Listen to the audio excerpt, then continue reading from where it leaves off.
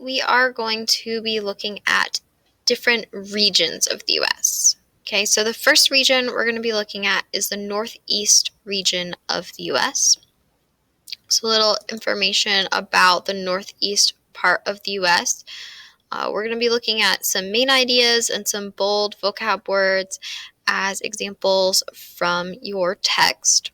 The Northeast portion of the U.S. is the smallest in terms of land size, but is the most densely populated part of the U.S. So there's the most number of people, even though it has the smallest amount of land space.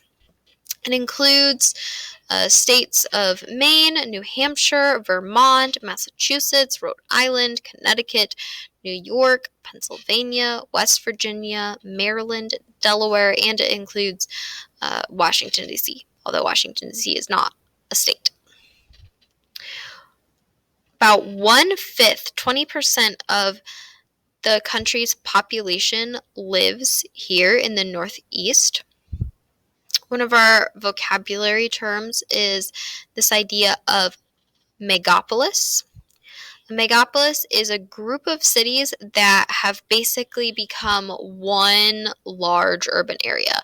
So when you have so many big cities that they just keep spreading, and they're basically just one giant city. You can't even hardly tell when you have went from one city to the next. That's a megapolis. And there are some in the Northeast part of the United States. It is the most industrialized part of the U.S. There's lots of manufacturing, and that requires a lot of transportation. And so the Northeast part of the U.S. is the oldest part of the U.S. Many of the 13 kind of original colonies are included in the Northeast part of the U.S. We have the large kind of megapolis cities, sprawling cities, a lot of times in the Northeast, something that's somewhat regional. People will talk about how far they live from somewhere, and they will talk about it in terms of miles. The next region we look at, the Midwest, has a tendency to talk about how far you live from somewhere in terms of time. So part of the reason why they talk in terms of miles is because you have such large, densely populated areas, so the amount of space you are from something could vary how long it takes you to get there immensely, depending on the time of day. Right, so cultures that are within the Northeast region of the U.S. There are a lot of different cultures and ethnicities in this region. There are many people of various European descents. There's Greek, there's Irish, there's Italian, and there's also a lot of different Latin American cultures that are part of the Northeast. And this is not an exhaustive list. There's tons and tons of cultures within the Northeast region. Again, this is the first part of the U.S., the oldest part of the U.S., and so many immigrants came first to the Northeast and then spread out from there. So most cultures, also Asian, most cultures have a decent portion of the cultures represented in that portion of the U.S. Cities, New York City is the largest city, and we just talking about cultures. New York City is very well known for having many, many different cultures contained in it. Metropolitan is another one of our vocab terms. It's a city that is its surrounding built up areas. So a lot of times you'll hear people talk about different metros or different metropolitan areas. So you can some areas of their metro schools. You might have heard that. like Nashville Metro Schools. In Indianapolis, there's metro system as far as you have both Indianapolis and all of your surrounding cities and suburbs that are nearby. That's the metro. Okay. Baltimore, Washington, D.C., Philadelphia, and there are other major cities. Those are all very important commercial centers. There's lots of industry in New York, Baltimore, Philadelphia, DC, and those are very important for a lot of commercial and business. Okay, so Midwest is an area we are pretty familiar with. So Midwest has major farming region, but there are also a lot of industrial goods. The Midwest has a lot of industry. It's known both for farming and for manufacturing. States include Ohio, Indiana, Illinois, Michigan, Wisconsin, Minnesota, Iowa, and Missouri. According to your textbook, some people include a few more states. Some people include a few less states. There is a slightly smaller population than the Northeast region of the U.S. The Great Lakes and the Mississippi River are very important to the Midwest, and they link the Midwest to both each other and to other major cities. The Mississippi River and the Great Lakes are a major source of fresh water for people concerned about environmental wars being fought. There's a lot of people that think water wars are going to be a next major war that gets fought. The Midwest has a lot of fresh water in the Great Lakes and the Mississippi River, so it is not an area of the world that is scarce in terms of fresh water. So there you go. Agriculture, a very productive farm region. A lot of times the Midwest is called the breadbasket of the world. Agriculture in the Midwest is big business. It is very industrialized. The land is very arable, which is one of our vocab words. That means it's good for growing crops. So arable means that it's good for growing crops. And Midwest has great soil for growing crops. Corn Belt, Nebraska to Ohio is known as the Corn Belt. Produce tons of corn. Like I said, a lot of times the food produced in the Midwest is used to feed, yes, the United States, but many countries around the world. It is extremely important that our crops are produced and that they go well throughout the year. Dairy Belt is north of the Corn Belt, and there's lots of cows. There, in addition to growing crops, there is a fair amount of domestication of animals in the Dairy Belt, as well as Iowa has a lot of pig farms as well, in addition to a lot of corn. Anywhere around the world that you are, it's not that unreasonable that you might be eating food from the Midwest. Cities in the Midwest, Chicago is the largest city in the Midwest. It is a major transportation center.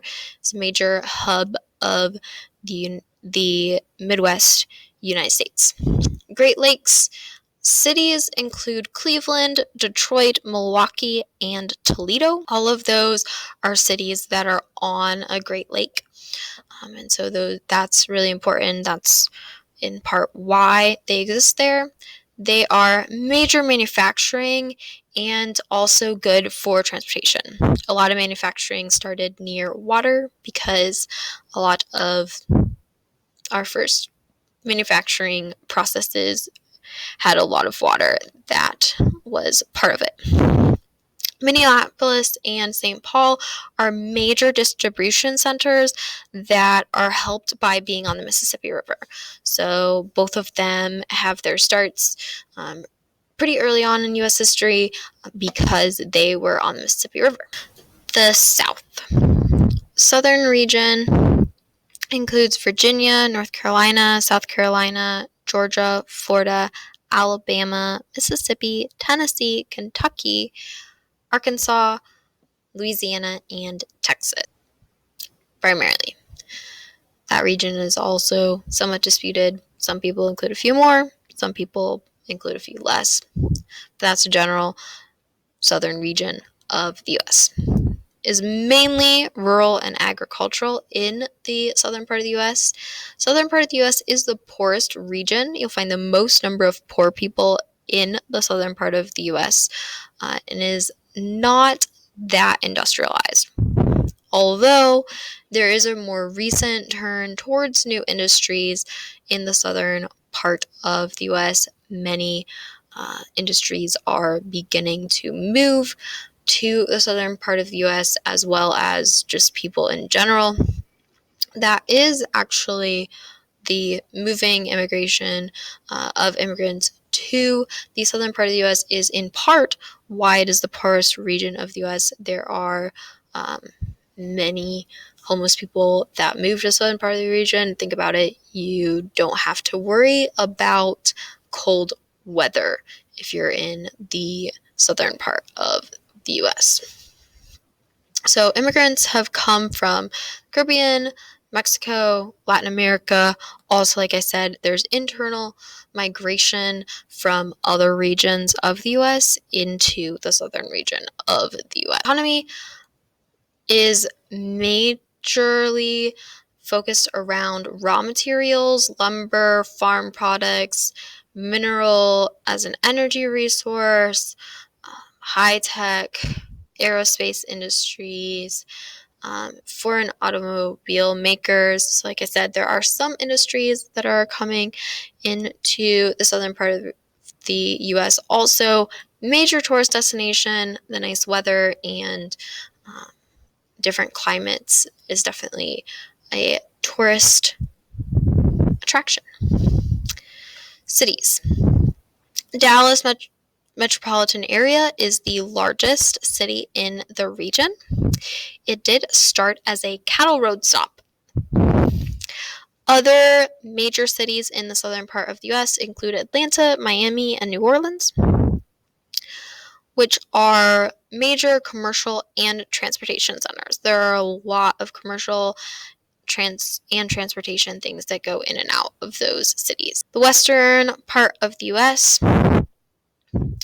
is the least populated part of the U.S. Interior states include North and South Dakota, Oklahoma, Colorado, Wyoming, Montana, Idaho, Utah, Nevada, and Arizona.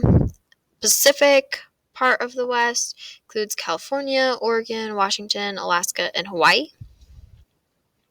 There are a lot of different environments, climates, and biomes in the western part of the U.S., and many of them are protected by national park. Interior part of the West, their main economy is livestock and wheat farming. The wheat belt includes Nebraska, North and South Dakota, Montana, Kansas, Colorado, and Texas. They have seen water overuse, lower aquifers in this region of the U.S., which is a major problem. Remember when we talked about aquifers, where we have water that is trapped underneath the ground between a layer of very solid bedrock and the earth. And so they have been pulling water out of aquifers faster than the fresh water would fill itself back up. So that is a major problem in the interior West. There is mining also in the Rocky Mountains, which is a major part of their economy. And there's a lot of tourism to the environmental features in these areas of the interior West that are beautiful. Pacific states, Pre-World War II, economy is mostly farming, forestry, and film, but military bases did boost the economy during and after World War II. California has a year-round growing season. They have also built aqueducts to carry water from the mountains to help with farming, but resources are very scarce. This is a part of the world where fresh water is very scarce, and it is a major problem not having enough water. Silicon Valley, you may have heard of this, is the country's leading center in computer technology. US in California, Alaska, and Hawaii economy depend on states' resources and the scenery. So there's oil reserves and geothermal, those kinds of things, and just the tourism from the scenery. Cities. Los Angeles is the largest city in the West. The second largest city in the country are big in entertainment, oil refining, chemical manufacturing, and it is a very sprawling city, which means it just keeps spreading and spreading. Smog is one of our vocab words. It's exhaust pollutant. It kind of looks like a fog, but it's actually a pollutant. So there is problems with smog in this part of the world. San Francisco, Seattle, San Diego, Phoenix, and Denver are all cities that are part of the West. Not all of them struggle significantly with smog.